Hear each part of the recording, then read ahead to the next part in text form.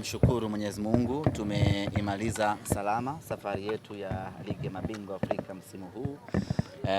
Pamoja na kwamba tumeimaliza safari yetu bila kutimiza malengo, lakini tunamshukuru Mwenyezi Mungu, safari yetu imemalizika salama. Tumemaliza tukiwa na matumaini ya kwamba timu yetu walau imepata mabadiliko kidogo. Tumepata alama 3 katika michezo yetu yote ya mwisho ambayo tumecheza, kitu ambacho huko nyuma ilikuwa ni ngumu kweli kweli.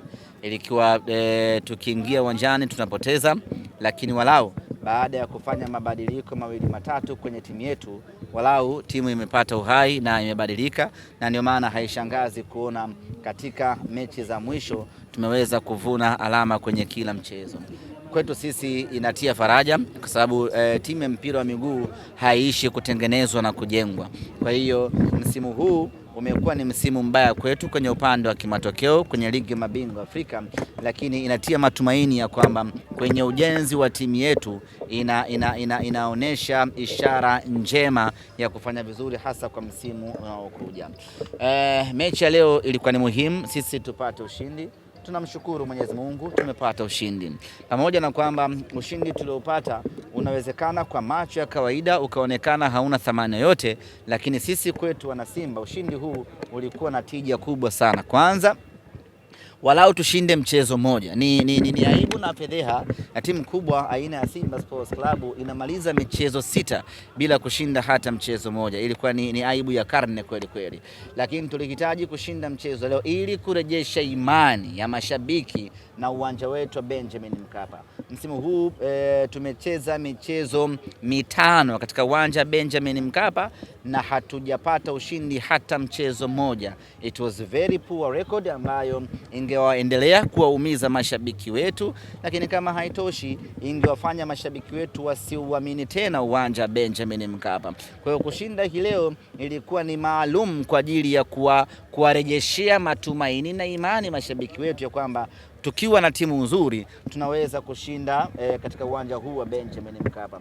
Na hii lazima ieleweke kwamba hatukupata matokeo mazuri katika mechi za mwanzo, sio kwa sababu ni Benjamin Mkapa, ni kwa sababu hatukuwa na timu ya kupambana ipasavyo. Lakini baada ya kufanya mabadiliko, dirisha dogo la usajili, na wakaja watu kuja kuchagiza ubora, tumeona timu imeweza kupata matokeo katika uwanja Benjamin Mkapa. Kwa ushindi wa leo umetumika rasmi kwa ajili ya kurejesha heshima ya mnyama, lakini vile vile kwa ajili ya kurejesha imani ya mashabiki wa Simba ya kwamba Benjamin Mkapa, kwa Mkapa hatoki mtu.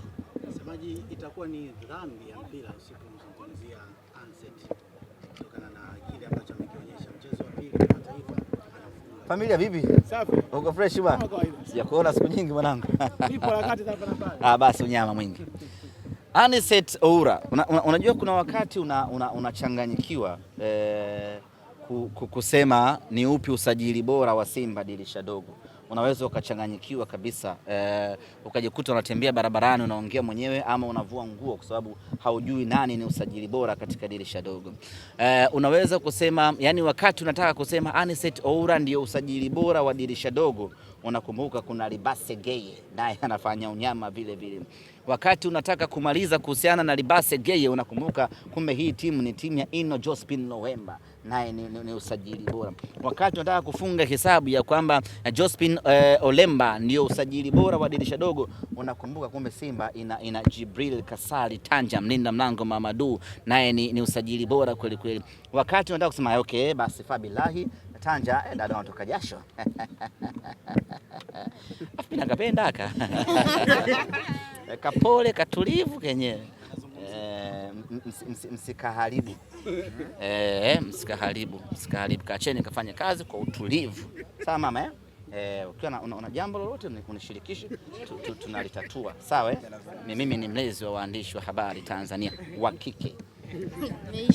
Kwa hiyo bwana, wakati unataka kusema nani ule Tanja ndio usajili bora, unakuja kukumbuka bwana, kumbe Simba ina Nixon Kibabage, unachanganyikiwa tena hapo. Wakati unataka kumaliza basi Kibabage ndio usajili bora na kila kitu, unakumbuka kumbe timu ya Chama jamani. Kwa hiyo unajikuta unachanganyikiwa. Lakini ukisema uzungumzie usajili bora kwa upande wa takwimu, nayo unaweza ukachanganyikiwa vile vile.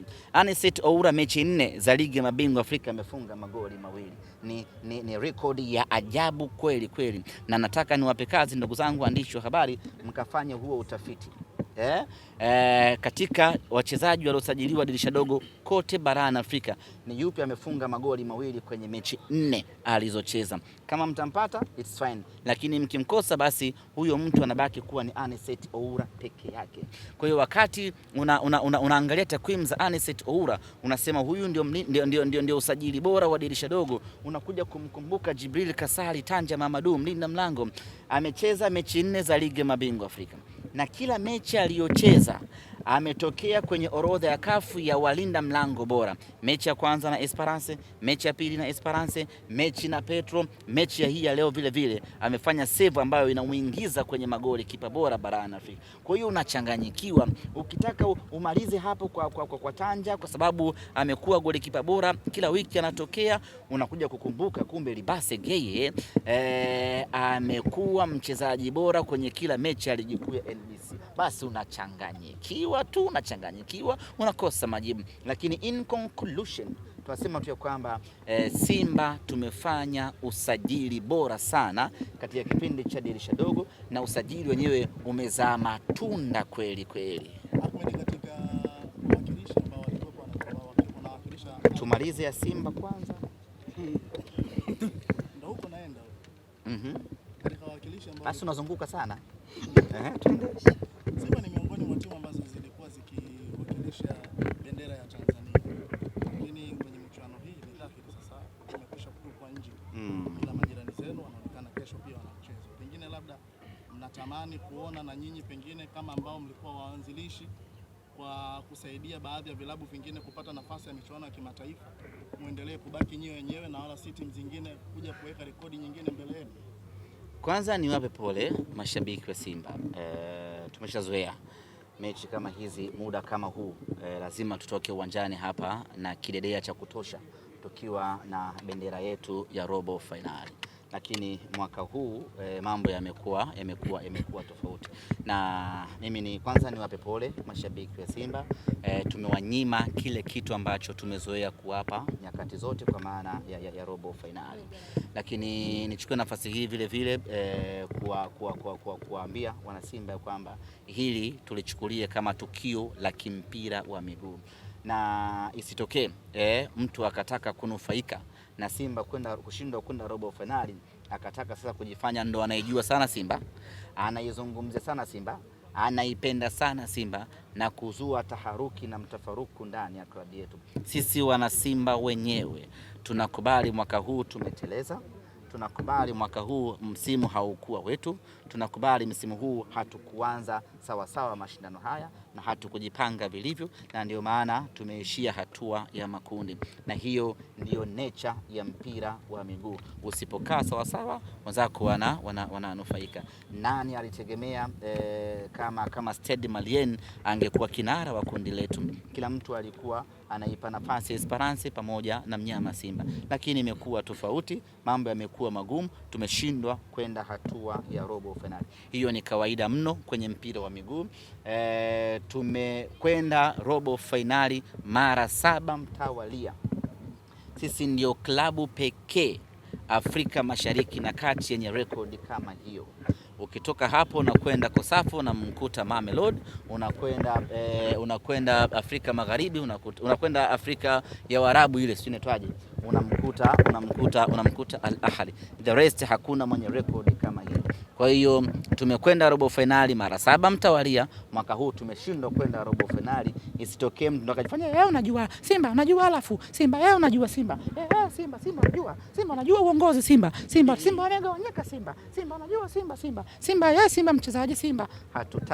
Hatutaki ushauri kwenye kuanguka kwetu. Tumeteleza, tunajua tumeteleza wapi na tayari tumeshafanya mabadiliko, na sisi tuko tayari kwa Champions League ya msimu unaokuja. Kwa hilo ningependa kutoa angalizo kwa wana Simba, tuwe wapole, tukubali huku kuteleza kwetu, na sasa nguvu, hasira na kila kitu chetu tukielekeze kwenye ligi kuu ya NBC pamoja na kombe la shirikisho la CRDB.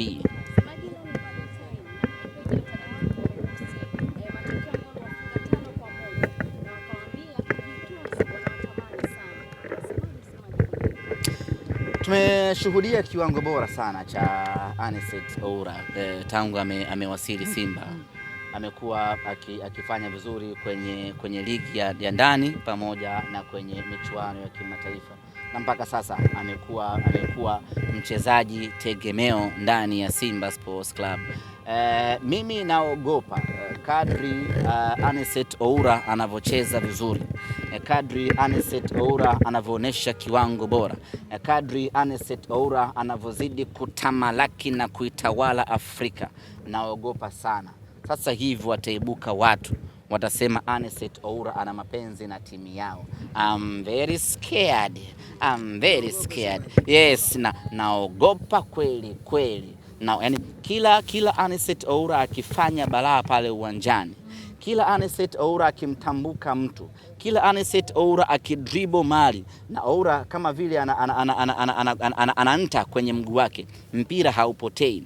Kila akifanya maajabu, kila akifunga, mimi moyo wangu unadunda kata.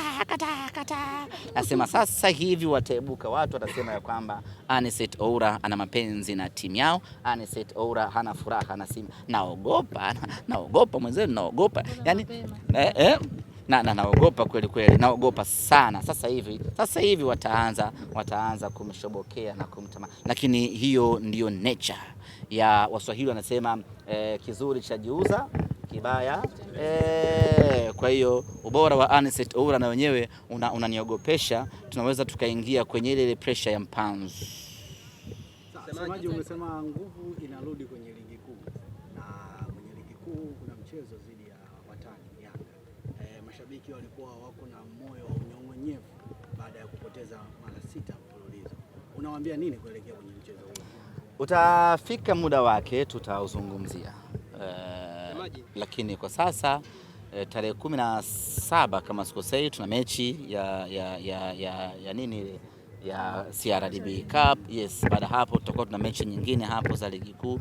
Ngoja tumalize kwanza hizi, alafu baada hapo tutazungumzia mechi nyingine. Sasa baada ya kutazama ubora wa kikosi leo hii na wachezaji namna ambavyo wametoa matumaini makubwa sana, tegemea nini sasa nguvu ambayo mnaenda kuelekeza mnaporudi ligi kuu? Kwanza tunafahamu ugumu wa ligi kuu ya NBC. Tunaposema tunaelekeza nguvu kwenye ligi kuu ya NBC haimaanisha kwamba tunakwenda kutawala, tunakwenda kushindana. Ligi imekuwa ni ngumu sana, timu zimeimarika kweli, na viwanja vingi vya mikoani vimekuwa na changamoto sana. Unajua mikoani mvua zinanyesha na mimi ningewashauri ndugu zangu waandishi, kama kuna mtu ana mashamba yake, huu ndio muda wa kwenda kupalilia, asubiri kuvuna baadaye, kwa sababu mikoani mvua. Wewe kwenu wapi? Tanga. Tanga nenda karibu Mbaazi, mvua imekubali kweli safari hii. Kwa hiyo viwanja vimekuwa ni vigumu, kwa hiyo hata uchezaji wake mtu kama Anicet Oura hawezi kuteleza kwenye tope. Kwa hiyo tunaposema tunarejea katika ligi kuu haimaanishi kuna wepesi fulani tumeona huko, hapana. Tunakwenda kupambana, na of course wachezaji wetu tumewaambia tumebakiwa na sehemu chache za kutupa heshima msimu huu. Sehemu yetu ya kwanza tumepoteza kwa maana ligi mabingwa Afrika, tumebakiwa na ligi kuu ya NBC pamoja na kombe la shirikisho. Hebu twendeni mkatutoe kimasomaso kwenye ligi hiyo. Semaji, tumekuwa tushuhudia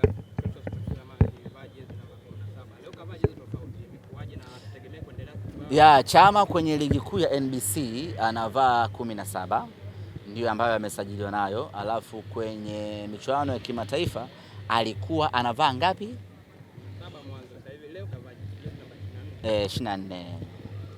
Kwa hiyo ni kwenye michuano ya kimataifa, lakini kwenye ligi kuu ya NBC anavaa 17.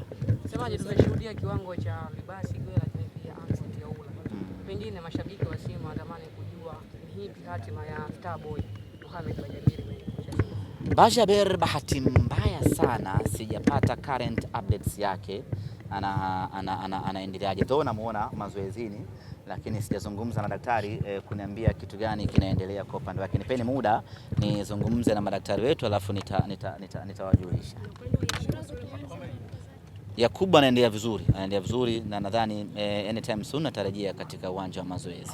Comment yote kwa majirani zako kesho anacheza. Nawaambia pia watoke kwa kumalizia tu. Jirani yangu, majirani zenu upande wa pili wanataka kushinda tu, lakini kushinda kwenyewe kwa magoli mengi zaidi.